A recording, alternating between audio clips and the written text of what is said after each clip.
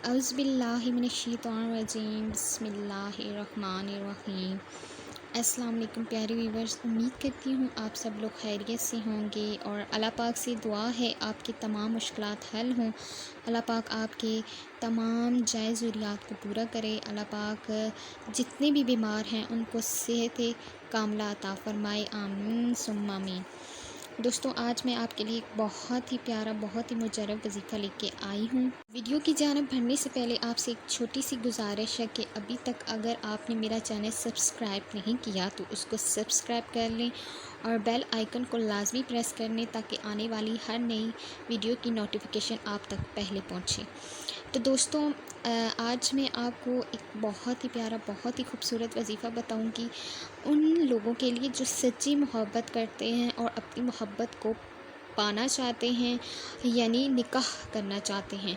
تو یہ وظیفہ ان لوگوں کے لیے، تو میں آپ سب سے گزارش کروں گی کہ پلیز اس کو ناجائز مقصد کے لیے ہرگز آپ نہ کریں اس وظیفے کو۔ اگر آپ کا جائز مقصد ہے تو آپ نے تبھی اس وظیفے کو کرنا ہے، ٹھیک ہے نا۔ تو اب ہم اپنی آج کے وظیفے کی جانب چلیں گے۔ جی ہاں، تو آپ نے قرآن پاک کی پارہ نمبر 12، آپ نے پارہ نمبر 12 کو آپ نے کھولنا ہے اور اس کی صورت ہے سورہ یوسف۔ سورہ یوسف ہے اور اس کی آیت ہے شروع ہوتی ہے 30 سے 29 اور 30 کے درمیان۔ اس آیت کا ایک چھوٹا سا حصہ ہے قد شغفہا حبا، قد شغفہا حبا۔ آپ نے اس کو پڑھنا ہے 101 مرتبہ، ٹھیک ہے نا۔ رات کو آپ نے اس کو پڑھنا ہے 101 مرتبہ اپنے ذہن میں نکاح کا تصور کر کے، ٹھیک ہے نا۔ آپ نے اپنے ذہن میں نکاح کا تصور کر کے اس آیت کو پڑھنا ہے۔ آپ جس سے نکاح کرنا چاہتے ہیں اس کا اور اپنا تصور کر کے آپ نے اس آیت کو 101 مرتبہ پڑھنا ہے اور آپ نے پڑھ کے دم کر دینا ہے اور اسی طرح بنا کسی سے بات کیے سو جانا ہے۔ انشاءاللہ آپ کو اس وظیفے کا بہت زیادہ فائدہ ہوگا، انشاءاللہ ضرور فائدہ ہوگا، میں آپ کو یقین سے کہتی ہوں۔